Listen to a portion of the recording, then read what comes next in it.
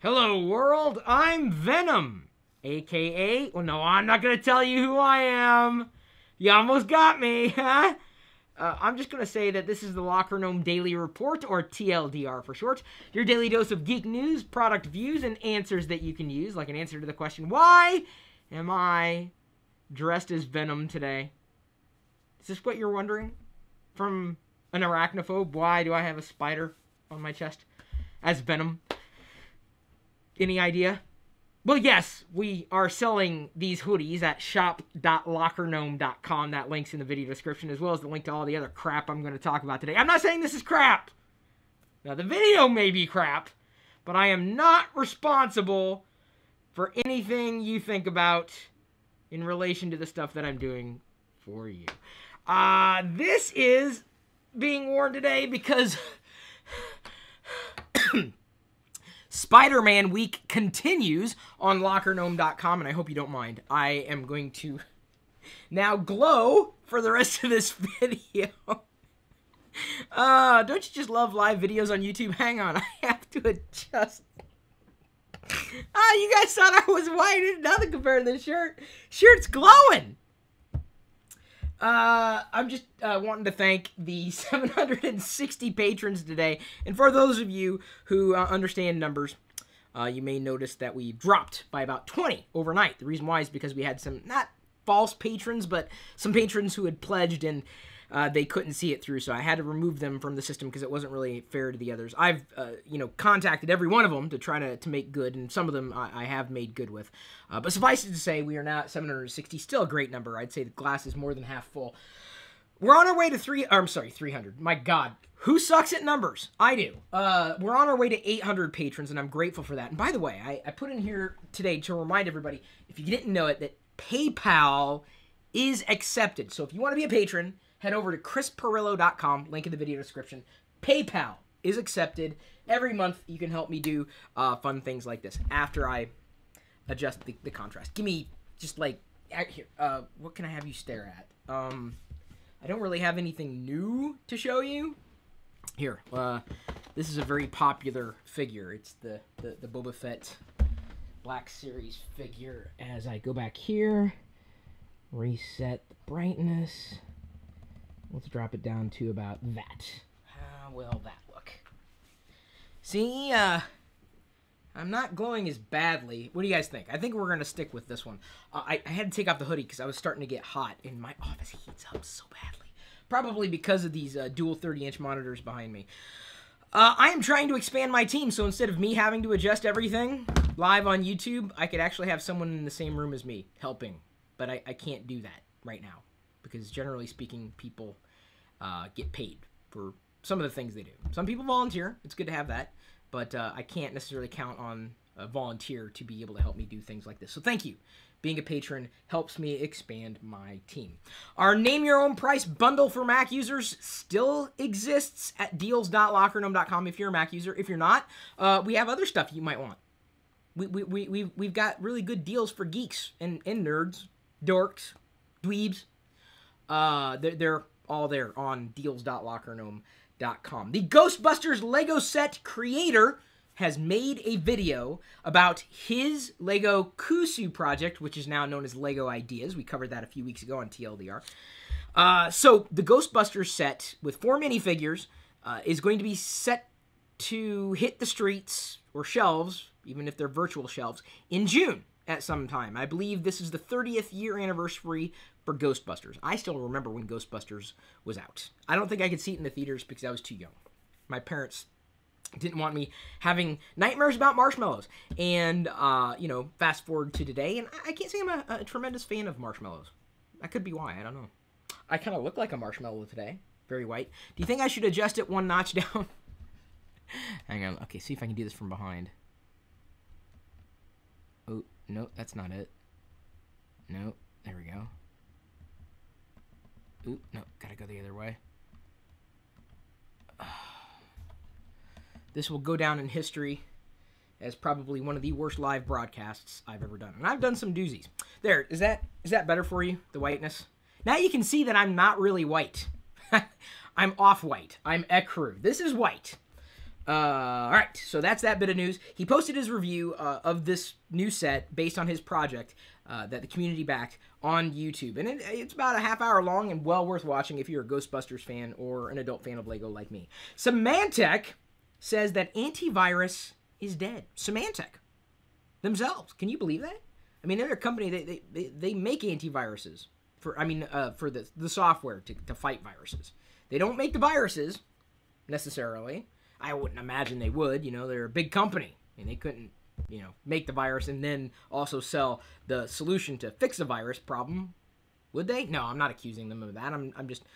Anyway, they've come out and said that antivirus is dead, and they plan on turning around with products to help businesses minimize damages from security breaches. So see, the one thing to keep in mind here, especially with this bit of news, you know, I'm not a huge fan of antivirus software in general. I tend to not download crap that I shouldn't be downloading, or clicking on links that I shouldn't be clicking on. The idea that they have to pivot is a very important lesson. I mean, you can't think that just because your favorite whatever is doing what it's doing right now doesn't mean that it'll always be able to do that. Symantec has to pivot or they're going to die. Businesses have to adapt to the world around them. And the world is now, well, you download through an app store, you go through one particular vendor or another. You don't have to worry about viruses as much.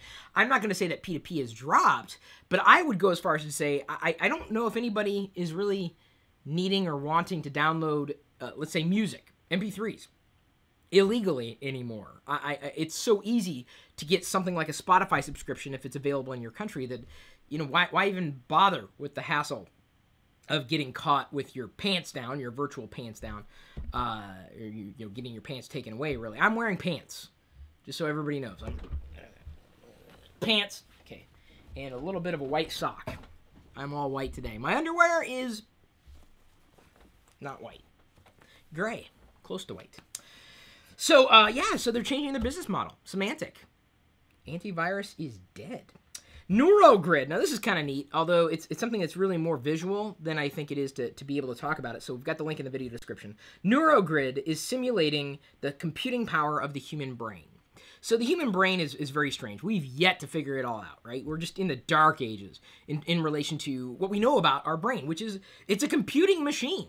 But it doesn't work like a computer does today. I mean, there are certainly certain kinds of bottlenecks, but the brain figures out how to work around those bottlenecks on its own. So Neurogrid has developed a computing platform, basically a piece of hardware, that acts more like the human brain does in terms of being able to route around problems on its own. And I think that's extremely exciting. Now, that's not to say that the singularity is upon us and that computer is going to be as smart as us, because I don't know if a computer can necessarily take everything in context and act like a human being would in every single situation. And I don't want to get into the 3 laws of robotics either, but the idea that technology could heal itself, I think we're on the precipice of really, you know, not even a revolution in computing, but in how we're able to use technology or how technology exists in the field. I mean, imagine that. A system that heals itself. When something's wrong, it figures out a way around it. And I think that's a very, very intelligent design, not to be confused with something known as intelligent design. Oh, wow. Holy cow. We've got quite a few people watching today. Hope the error got fixed with PayPal. There was an error with PayPal. Sorry about that. I don't know what the error was there. You got to give me... When you comment on YouTube, you have to give context sometimes, because otherwise I see it and go, huh? I need more information. So, atom.to. This is a website you can go to. It's safe. It's something that comes out of the same group that brings you GitHub. You know, basically started it and keeps that going. That's specifically for people who love sharing their code to the community of open source lovers and supporters.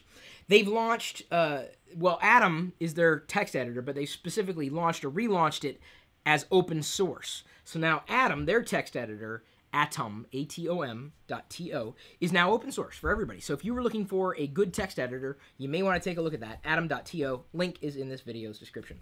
The Brookings Institute says, and they've come out with this particular statistic, saying that startup growth, the primary engine of America's economic power, is slowing down. So there are fewer people going and doing a startup, which is both good and bad. Good because there are a lot of startups who I don't think should have ever been funded, and bad because, you know, sometimes you need a good team to execute on an idea, and the only way that's going to happen is if you have funding. The only way you got funding, you got a good idea, you got the good idea, you got to have a startup, you got to get the fund. It's just a whole mess of stuff. So I never took this route with my business. I was never a startup, really. I mean, I started up, but I didn't go after funding. I just I thought, well, I got to make money somehow. All right, well, let me figure it out. Advertising and sponsorship. Yay, big fat win way back in the day. Of course, that's evolved now to the point where my, I guess my experience in putting my opinions and sharing my thoughts and things that I discover with you, I would say is really more now a mix between patrons and, well, even non-patrons too, not to leave you guys out, or gals, but also sponsorships. So it's interesting to see that startup growth may be slowing down. So if you wanted to quit your job and start a startup, well, you may be in a minority in terms of the statistics today.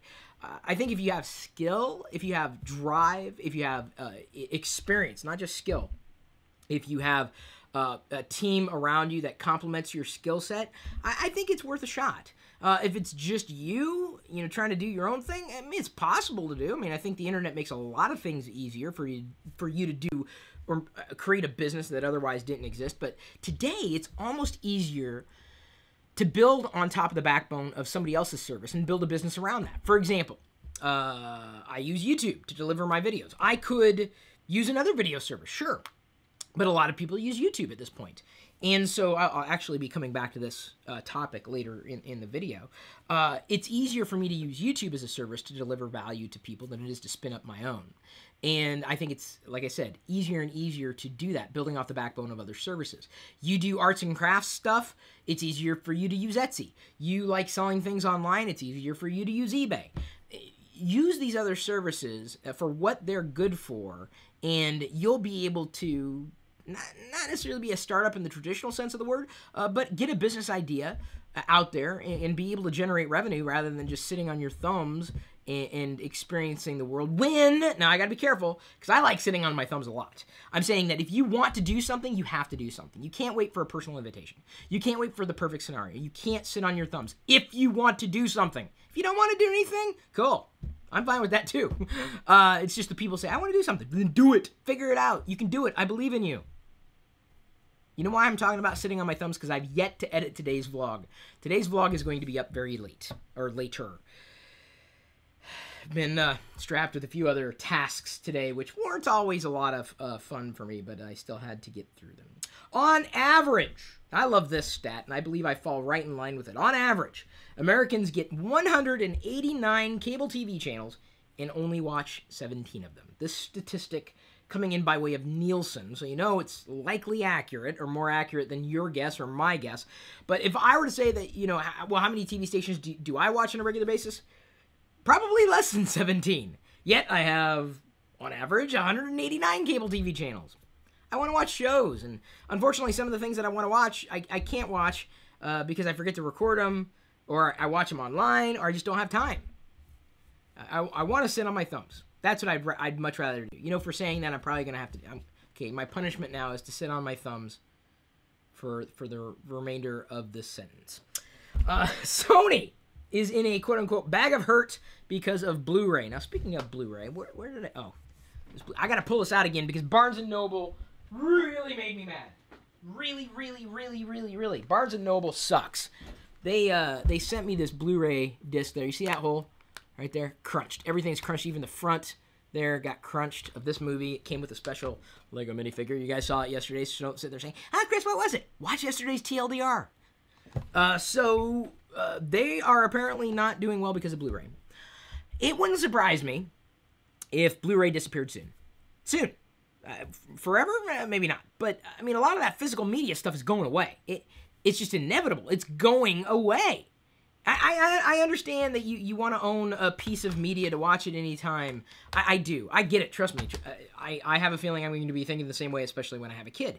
But a lot of the media has gone digital. People don't necessarily want to buy these discs anymore, strapped to a disc. Not anymore. And even if... Okay, here's the thing. This is what you got to understand. Even if you still love Blu-rays and DVDs and discs and CDs and physical media, Sony is telling us that the market is slipping. So this isn't about you and what you want. It's about what the market's deciding. It's the aggregate you and what you're doing. See, there's a big disconnect between what you want and what you do. Okay? A big disconnect. Yeah, hell, I'm a victim of the same thing. What you want, this. What you do, something else. You got to think about your patterns and habits, and even though you love it, Sony is not doing well with it. Google has updated its Google Maps for iOS, and as I continue to tell you the bit of day's news, because today, luckily, was a better news day than yesterday. Yesterday was horrible in terms of news. By the way, this presentation has been updated with all the new patrons for this past month who are all up to date and at the 25 level or higher. I really appreciate that a lot. You want your website shown here? That's all you got to do. Every TLDR, it could be yours. Yours.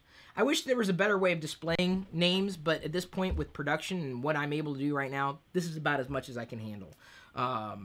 Because I've only got so much time in the day, and I don't even have a lot of time to do the things that I'm doing now. So Google Maps has updated its app for iOS, which I don't think has been as popular as it was when Apple Maps kind of took a nosedive initially for a lot of people. I never had a problem with Apple Maps in Seattle, or any more problems than I ever had with MapQuest or any other mapping service back in the day. So now Google Maps for iOS has offline use. It'll tell you which lane to get into. I love that. See, now that's a useful feature. It's not just a map. It's telling me how to take action on the data that it has. So say, turn right at the next, light. Okay, turn right. Can I be in this lane, that lane? Or, stay in the right lane, stay in the left lane? What do I need to do? Because sometimes when you turn right, you don't have to be in the far right lane. You can be in the middle lane and still turn right. So it's nice to know that Google Maps is getting smarter.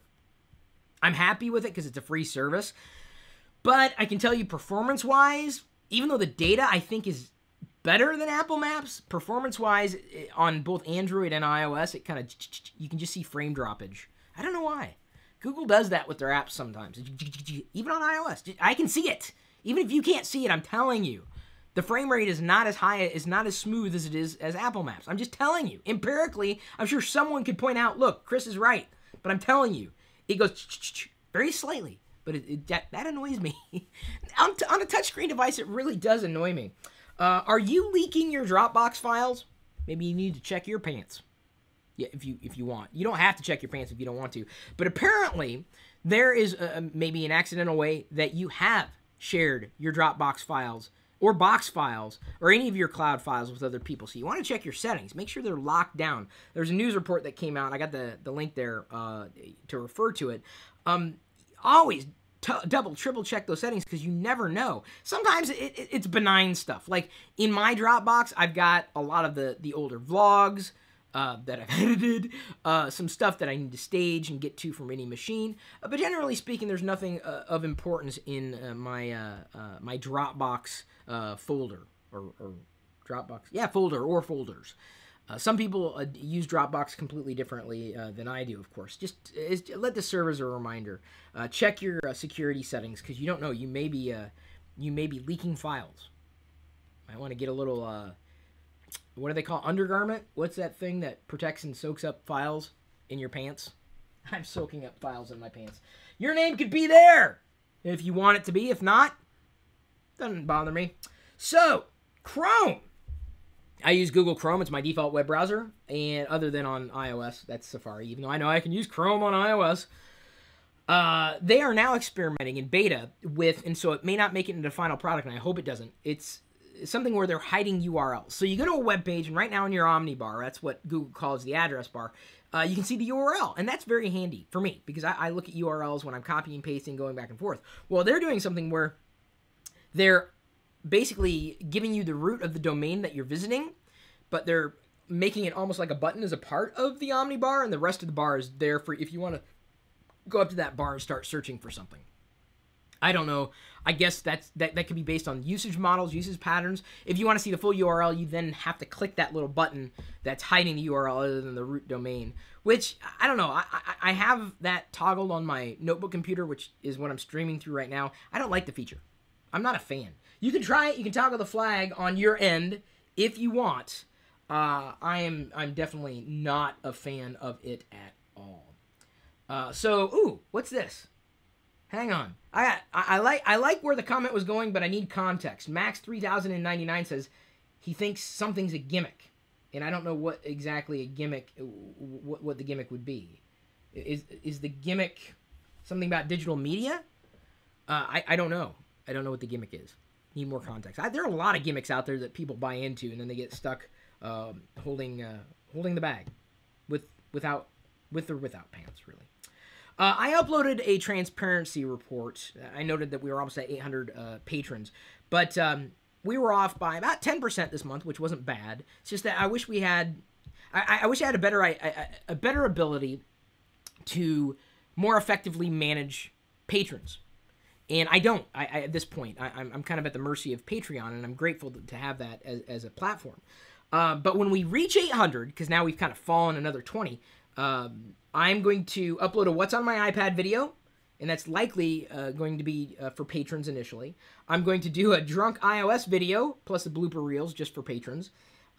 So I'll basically drink beer and then talk about iOS and where it is and where it's going and what I think about it. And it'll be fun, because I'll have beer in me.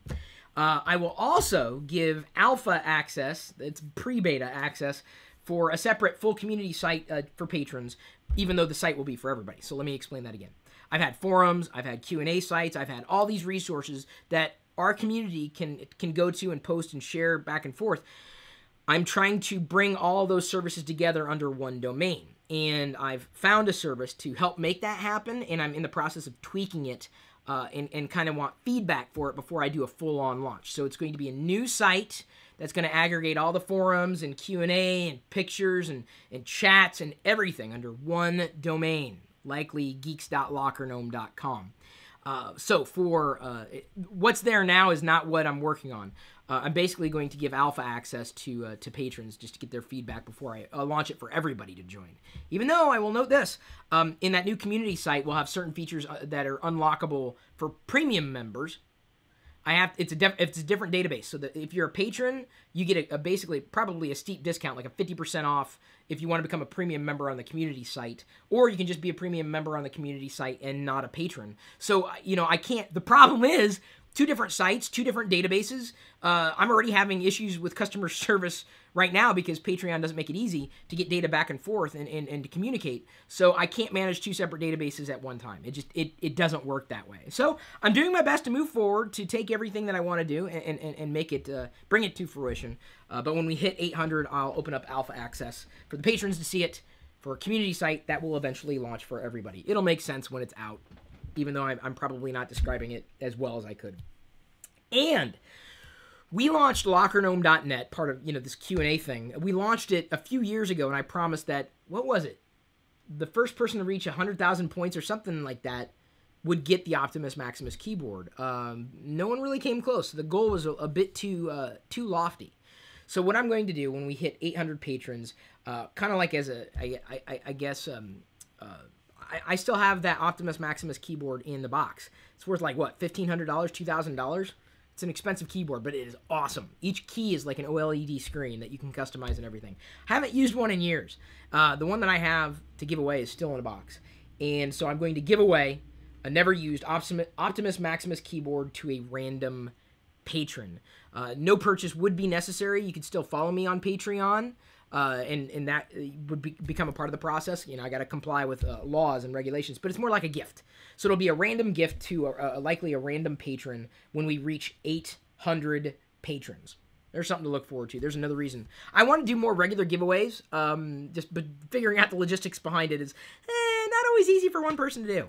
Maybe I need to find a giveaway person to kind of handle that stuff. Then we can do it on a regular basis for patrons. Trackmole.com is a service you can use, and I believe for free, to register your electronics. So there's a big issue with theft. Someone steals this camera. I can't get it back. I don't know where it is. I can't get it back. Well, if I register my number, the serial number, police say that it'll be easier to return these items to me if they happen to be stolen. And you should get in the habit of recording that kind of stuff, if only for insurance purposes, should something happen. One of the reasons why I don't mind vlogging every day, especially in the house, is because I'm making a record if, something bad should happen, I got a physical record saying I had this. It was right here. Document, document, document, document, document. I think that is very, very important. And this website, the service that you can use, may very well help. Trackmole.com. And for those of you wondering if I answer questions on a regular basis from anybody who might ask me on a regular basis, yes, I don't care who you are. If you have a good question, I will answer it. Over on chris.pirillo.com, I answered 5 questions. Chris.Pirillo.com. Can you recover photos deleted from your camera? Would you love your child if he or she was gay? What is the best piece of tech you have bought? How do you write your first blog post? Do you have fears as a parent? And I answered all those questions on the blog. And I think the one that, it didn't really shock me, but I actually received context about the question. I think I've answered it before, but I want to be clear about this. Someone asked me, it was a legitimate question, would you love your child if he or she was gay? And my response, and I think I made this in the vlog a few weeks ago, said, well, my response would be, I would react the same way if my child loves sports. I would react the same way if my child, sat on his or her thumbs. Hopefully they don't. Hopefully they don't play sports. But I would love them unconditionally, no matter who they were. No matter how their gender revealed itself. I mean, they are who they are. I mean, I can no more not love my child for having blue eyes than I could having a child who believe that's their identity, tied into their identity, if they're gay. I would love the child unconditionally. That's the answer. Period. End of story. And I'd feel the same way. You know how I feel about sports, but I would feel the same way. I mean, you love your child unconditionally. What the hell's... It was a good question, but I'm saying, dude, who would not love their child unconditionally? To me, that's a piss poor parent. If you don't love your... Man, that's it. That's all you're supposed to do. As a parent, protect the child. Love them unconditionally. I don't care. I don't care. So if I don't care, I'm just going to love the child. That's all I can do. And so I'm not trying to be flippant about it, but I'm just trying to put it in context. And that's how I'm going into being a parent. If you don't love your child because they're doing something that you don't believe in, it's their life. And as long as they're not bringing harm to others, I mean, even then, it's your child. How do you handle it if they're bringing harm to others? I don't know, because I'm like, well, I can tell you this. If they're bringing harm to others, we're going to have a very direct conversation. Me, and the child, and potentially Diana. Although I'm more stern, I think, than Diana is when it comes to stuff. I don't believe that your happiness is possible or acceptable if it comes at the expense of somebody else's happiness. I really don't. That's, I'm a big believer in that. I'm a believer in finding happiness for yourself as long as you don't take it away from others. Willingly and knowingly take it away from others. That's the thing. So hopefully that made a little bit of sense. I answered the question fully in my blog, though. I don't want to be... some people see that as controversial. I don't. I don't see loving someone unconditionally if they're my child as controversial. I see that as a given. But that's my opinion. You can't hate me for my... Well, I guess you could hate me for my opinion. I hope that you don't. Because I do love everybody out there unconditionally unless you give me a reason not to love you. See, isn't that nice? To know that you're loved without having to do anything except for be yourself? That's it. And like I said, you only have to step outside the boundary for me to go, don't love you anymore. I just love you. Just it's assumed it's a given. If you watched this far into the video, I love you. Especially if nobody said that to you today. And I know Diana's not watching because she's in Texas. I'll have to text her later and tell her I love her. She's still watching the vlogs, which I also have to edit after doing this video. And then the video I'm going to do after this one goes live. Ooh, I have some other stuff I wanted to cover today, but I guess it's going to roll over tomorrow. Interesting stuff for tomorrow. I think. The What Would You Do video, exclusive to patrons today, is from patron Humza Ahmed. What would you do if YouTube died? And I guess Humza also asks, what would you do if any video service died? So I'm going to address that question. I think I've got a pretty good answer for both scenarios. What happens if YouTube died? Because it could happen. What happened if every video service died? I have an answer to both questions, and I think they would be very, very acceptable answers that I don't know if a lot of people have really put in context. So if YouTube died tomorrow, I know I would do fine. Not every YouTuber would say that. I think a lot of YouTubers would be really worried about it, but you know, I've done my best to protect what it is that I do, and that is also inclusive of this relationship that we have. It's a two-way street. I love you, you love me, unless you don't. There's a lot of love I'm trying to put out there right now. Pretty trippy screensaver, isn't it? Well, I'm going to go ahead and let you go, and remind you that I really appreciate everything that you do for me, as I continue to try to do everything I can do for you. Thanks again for remembering to like, share, comment, subscribe, watch even more of our videos right now after clicking the gear icon next to the subscribe button to be notified of any future updates. You can subscribe to our podcast thanks to the patrons hitting a certain goal that is being produced that you can watch or download and listen to on by way of iTunes, your favorite podcasting tool. And at this point, I am going to leave you to your own devices. We'll see you later.